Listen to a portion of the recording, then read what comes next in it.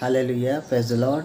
प्रभु यीशु मसीह में आप सभी को जय मसीह की। मैं आपका भाई आशीष आप सभी का एक बार फिर से स्वागत करता हूं। और आज मैं कोई विषय लेकर नहीं आया हूं, बस ऐसे ही आप लोग के सामने में आ गया हूं बात करने के लिए। क्योंकि मैं आज अपने मित्रों से जब बात कर रहा था तो एक अन्य जाति मेरा मित्र है, वो बोल रहा था कि आपके बाइबिल में, पूरे बाइबिल में चमत्कार, चिन्ह और छुटकारा, चंगाई ये सब भरा हुआ है। और जब मैं घर आया, इस बारे में जब मैं विचार कर रहा था तो मुझे ये समझ आया कि पूरे बाइबिल में चमत्कार नहीं है। 3 अलग अलग जगह में और 3 अलग अलग समय काल में ये चमत्कार और ये चिन्ह हुए हैं। मेरे मित्रों, मेरे भाइयों, आप लोगों को मैं बताना चाहता हूँ कि अगर आप बाइबिल पढ़ते हैं तो आप सभी जानते हैं कि 3 स्पेशल टाइम पीरियड में और 3 स्पेशल टाइम फ्रेम में ये सारे चमत्कार और चिन्ह किए गए हैं। और ये 3 अलग अलग जगह में हुए हैं। और इसके बारे में मैं आप लोगों को और डिटेल में बताना चाहता हूँ कि पहला पीरियड जब चालू होता है, आप देखेंगे हमारा बाइबिल जब हम पढ़ते हैं, उत्पत्ति से लेकर प्रकाशित वाक्य तक पूरे 66 पुस्तक का हमारा बाइबिल है, जिसमें से 39 पुस्तक पुराने नियम में और 28 पुस्तक नए नियम में पाए जाते हैं।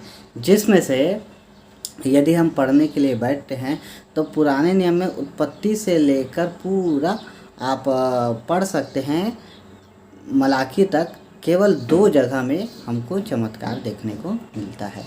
पहला मैं आप लोग को बताना चाहूँगा मूसा के समय में। हालेलुया।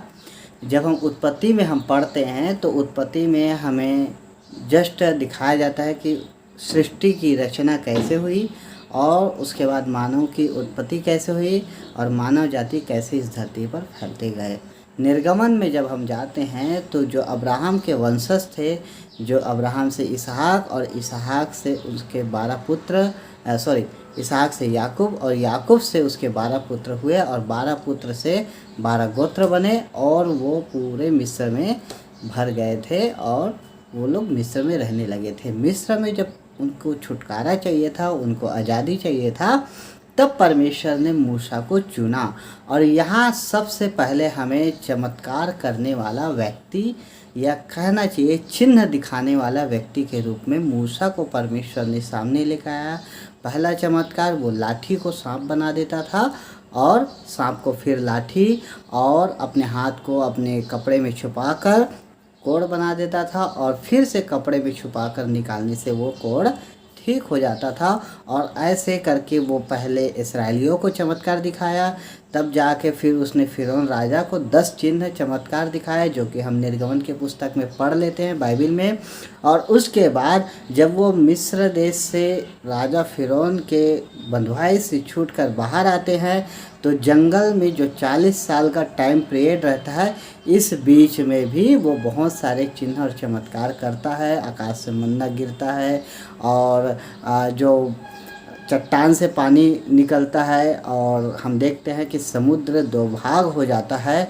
ये सारे चमत्कार चिन्ह हम देखते हैं मूसा के समय में। और मूसा के साथ जब मूसा को परमेश्वर अपने पास बुला लेता है, जब उसकी योजना पूरी हो जाती है, मृत्यु हो जाती है मूसा की, उसके बाद मूसा का जो सामर्थ्य है, कहना चाहिए जो चमत्कार करने की शक्ति है, उसके बाद उसका चेला यहोशू को मिलता है। और यहोशू भी, आप यरदन नदी के बारे में पढ़ते हैं कि यरदन नदी को सीधा दीवार बना देता है, यरदन नदी के पानी को, और वो भी चमत्कार कुछ दिखाता है। तो हम देखते हैं मेरे प्रियो, पहला हम देखते हैं एक टाइम फ्रेम, इसको अगर हम बना के चलेंगे तो मूसा और उसके चेले के द्वारा चमत्कार हुआ। ये परमेश्वर ने ही कराया, लेकिन ये टाइम फ्रेम हमको समझने की ज़रूरत है। यदि हमसे कोई कहता है कि आपका पूरा बाइबिल चमत्कारों से भरा है, तो ऐसा नहीं है, क्योंकि मूसा की 5 किताबें लिखी गई है, उत्पत्ति, निर्गमन, लय व्यवस्था, गिनती और व्यवस्था विवरण, जिसमें से उत्पत्ति में तो चमत्कार नहीं मिलता। निर्गमन और गिनती, लय व्यवस्था और व्यवस्था विवरण में हमें 4 पुस्तक में चमत्कार मिलता है और यहोशू के पुस्तक में थोड़े बहुत हमें मिलते हैं। तो पहला हम ग्रुप कह सकते हैं या पहला टाइम फ्रेम कहेंगे तो मूसा, और मूसा के बाद उसके चेले के द्वारा परमेश्वर ने चिन्ह और चमत्कार दिखाए हैं। दूसरा, जब हम आगे बढ़ते हैं, इसके बाद जब यहोशू के बाद में न्यायियों का समय आ जाता है और बीच में कोई ज़्यादा उतना चिन्ह चमत्कार स्पेशल तरीके से नहीं मिलते, छोटे मोटे होते हैं, ज़रूर है, मैं मानता हूँ। लेकिन जब एलिय्याह आता है तब हम देखते हैं एलिय्याह के समय में परमेश्वर चमत्कार करता है। एलिय्याह जब प्रार्थना करता है तो 3 साल तक बारिश नहीं होता है, और प्रार्थना करता है तो बारिश होने लगती है। एलिय्याह आग आकाश से गिरा देता है, और जो वेदी पर परमेश्वर के लिए बलि चढ़ाया गया रहता है वो सारा आग उतरकर वो बलि को जला देता है, या कह सकते हैं परमेश्वर वो बलि को ग्रहण करता है। और हम देखते हैं एलिय्याह के प्रार्थना से ही जब 50 की पलटन एलिय्याह को बुलाने आती है तो आकाश से आग गिरकर उस 50 के पलटनों को भी जलाकर भस्म कर देती है, और एलिय्याह मुर्दे को भी जलाता है। और एलिय्याह ही के द्वारा हम बहुत सारे चिन्ह चमत्कार देखते हैं। और एलिय्याह के बाद एलीशा जो उसका चेला हुआ, एलीशा के समय में भी हम कुछ चिन्ह और चमत्कार को देखते हैं। एलीशा के समय में हुआ जब एलिय्याह के द्वारा बहुत सारे चिन्ह और चमत्कार होते हैं, जो मुर्दे जलाए जाते हैं, आकाश से आग गिरकर वेदी के सारे होम बलि और जो भी बलि विधान थे उसको भस्म करती है, और आकाश से आग गिरकर ही 50 की पलटन जिसको एलिय्याह को लेने आए थे उसको भस्म करके नाश कर देती है। और एलिय्याह के समय में ही हम देखते हैं बहुत सारे चिन्ह चमत्कार। जो विधवा का बारे में आप जानते हैं, कहानी सुने हैं कि उसके घड़े का मैदा और उसके कुप्पी का तेल भी ख़त्म नहीं होता है, कौवे के कहानी में सुनते हैं हम।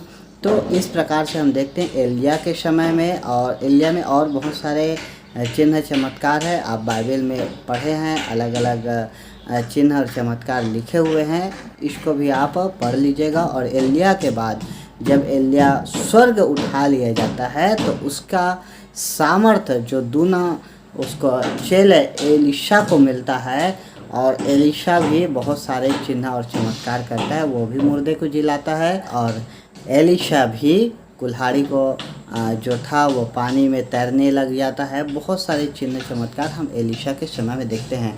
और जब एलिय्याह और एलीशा के चले जाने, उनके मृत्यु, एलीशा की मृत्यु होने के बाद, एलिय्याह का तो खैर मृत्यु नहीं दिया गया है, एलिय्याह को तो रथ परमेश्वर का आकर उठा लिया जाता है। लेकिन एलीशा के मृत्यु के बाद हम कोई भी चिन्ह चमत्कार आगे के इस्राएल में और यहूदा देश में हम देखने को नहीं मिलता है। छोटे मोटे चिन्ह चमत्कार हो सकते हैं, लेकिन यह दूसरा टाइम फ्रेम जब कंप्लीट होता है तो यहाँ पर चिन्ह चमत्कार हमें देखने को नहीं मिलता है।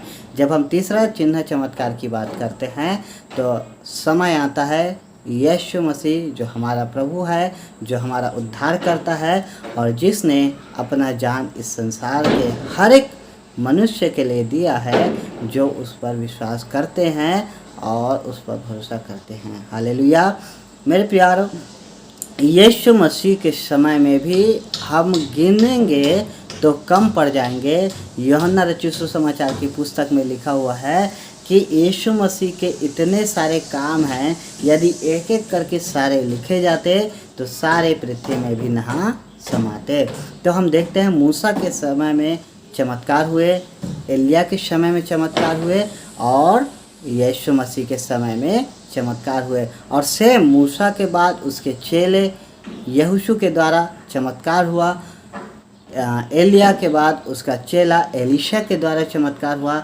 वैसे ही यीशु मसीह के बाद उसके चेले जो 12 चेले थे उनके द्वारा भी चमत्कार हमें देखने को बाइबल में प्रेरितों के काम में मिलता है। तो इससे हमें यहाँ समझ ये आता है कि 3 अलग अलग टाइम फ्रेम में और 3 अलग अलग स्पेशल टाइम में परमेश्वर ने इस संसार में चिन्ह और चमत्कार को किया है। और ये चिन्ह चमत्कार जो है हमें कुछ स्पेशल इंडिकेशन देता है, क्योंकि आप देखेंगे मूसा के समय में जो भी चिन्ह और चमत्कार हुए हैं वो फिरौन के राजा को दिखाने के लिए, इस्राएली लोगों को बचाने के लिए और इस्राएली लोगों के लिए था।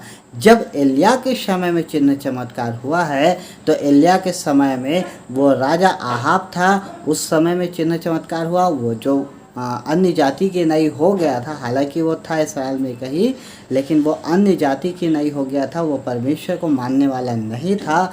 तो उसको परमेश्वर को दर्शाने के लिए ये चिन्ह चमत्कार किया गया था और बहुत सारे चिन्ह चमत्कार दिखाए गए और भी इसराइल के लोगों के लिए। जब जब इसराइल के लोग या परमेश्वर के लोग कहना चाहिए, परमेश्वर के लोग परमेश्वर को धीरे धीरे करके भूलते जा रहे थे, परमेश्वर ने चमत्कारों के द्वारा उनको अपने आप को प्रकट किया है। और साथ में हम जब देखते हैं यीशु मसीह के टाइम में तो 400 साल तक हम बाइबल का इतिहास जानते हैं। मलाकी के बाद में 400 साल तक कोई भी कांटेक्ट परमेश्वर और मनुष्यों के बीच में नहीं रहा, और फिर यीशु मसीह आया और सारा कांटेक्ट फिर से बनाया और चिन्ह चमत्कार दिखाया है। और इन तीनों को बारे में मैं आप लोगों को बताना चाहूँगा, मेरे मित्रों, मेरे भाइयों, मेरे प्यारों, मैं आप लोगों को इन तीनों के बारे में बताना चाहूँगा कि जब यीशु मसीह का रूपांतरण हुआ तो वहाँ पर मूसा उपस्थित हुए थे, एलिया उपस्थित हुए थे और यीशु मसीह स्वयं वहाँ पर उपस्थित थे।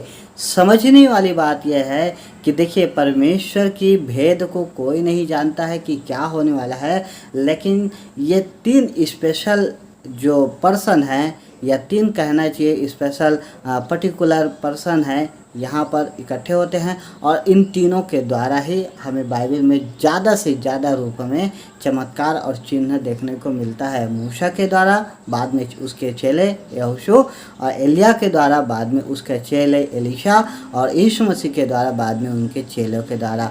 तो ये तीनों मिलकर जो यीशु मसीह प्रार्थना करते रहते हैं, जब रूपांतरण होता है उस समय पर हम देखते हैं कि तीनों मिलकर कुछ योजना को बनाते हैं। और वहाँ पर बाइबल में स्पेशल क्या बात हुई तीनों के बीच में हमें नहीं पता है, लेकिन हम जानते हैं कि भविष्य में इन तीनों के द्वारा कुछ होने वाला है। क्यों मैं ऐसा कह रहा हूँ कि कुछ होने वाला है? क्योंकि भविष्य में 2 गवाह आने वाले हैं, जैसा कि हम प्रकाशित वाक्य में पढ़ते हैं, और भविष्य में यीशु मसीह बादलों में सवार होकर हमें लेने आने वाला है। अब ये जो 2 गवाह है, बहुत सारे स्कॉलर्स का मानना है और बहुत सारे जो मेरे स्वयं के बाइबल टीचर रहे हैं उनका भी यही मानना है कि मूसा और एलिया जो जीवित उठा लिया गया है और एलिया का बॉडी उसके पास स्वयं है, और मूसा जिसको मृत्यु तो हुआ लेकिन उसका जो लोथ है, उसका लाश के बारे में परमेश्वर और शैतान के बीच में वाद विवाद हुआ और शैतान को वो लाश नहीं मिला था, वो लोथ नहीं मिला था। परमेश्वर ने मूसा की लोथ को संभाल के रखा है ताकि परमेश्वर हो सके तो मूसा को उनकी बॉडी फिर से देकर परमेश्वर वो 2 गवाह के रूप में, मैं ये अनुमान लगा रहा हूँ मेरे प्यारों, मैं यहाँ पक्के तौर से नहीं कह रहा हूँ, एक अनुमान लगा रहा हूँ कि जो भविष्य में 2 गवाह, प्रकाशित वाक्य में जो 2 गवाह आने वाले हैं, जिनमें आग आकाश से गिराने की शक्ति होगी, जिनमें समुंदर को लाल करने का या पानी को लाल करने की शक्ति होगी, ऐसे 2 गवाह आएंगे। तो हम जानते हैं मूसा ने नील नदी के पानी को लाल कर दिया था, लहू कर दिया था, और एलिया ने आकाश से आग गिराकर 50-50 के पलटनों को भस्म भी करा दिया था। तो मैं ऐसा मानता हूँ और बहुत सारे स्कॉलर्स भी मानते हैं। तो ये तीनों फिर से एकत्र होंगे और ये 2 गवाह मूसा और एलिया हो सकते हैं और आएंगे। परमेश्वर ने इन तीनों के लिए योजना रखा है, इसीलिए जब यीशु मसीह का रूपांतरण होता है उस बीच में तीनों इकट्ठे होते हैं, मूसा, एलिया और यीशु मसीह। और आज के जो वीडियो में मैं आप लोगों को ये बताना चाहता हूँ कि जब कभी भी आपसे कोई भाई या कोई भी बहन आपसे पूछता है कि क्या पूरे बाइबल चमत्कारों से भरा हुआ है, तो आप बता सकते हैं कि 3 अलग अलग समय काल में, 3 अलग अलग टाइम फ्रेम में चिन्ह और चमत्कार हुए हैं और आप स्वयं भी इस बाइबल को पढ़कर देख सकते हैं। हालेलुया। परमेश्वर इस वचन के द्वारा हमें आशीष दे। और आज का मेरा विषय यही है। आज जब मैं दूसरे को, जो अपने भाई को बता रहा था, मैं भी उनको फ़ोन करके बताया कि ऐसे ऐसे टाइम काल में हुआ है और आप भी अपने मित्रों को या अपने लोगों को बता सकते हैं। बाकी परमेश्वर बेहतर जानता है। यीशु मसीह एलिया और मूसा के इन तीनों के बीच में क्या बातचीत हुई और जो 2 गवाह आने वाले हैं वो कौन होंगे। लेकिन एक बात पक्की है, यीशु मसीह दोबारा हमें लेने ज़रूर आएगा। Hallelujah, praise the Lord. परमेश्वर इस वचन के द्वारा हम सभी को आशीष दे। आमीन।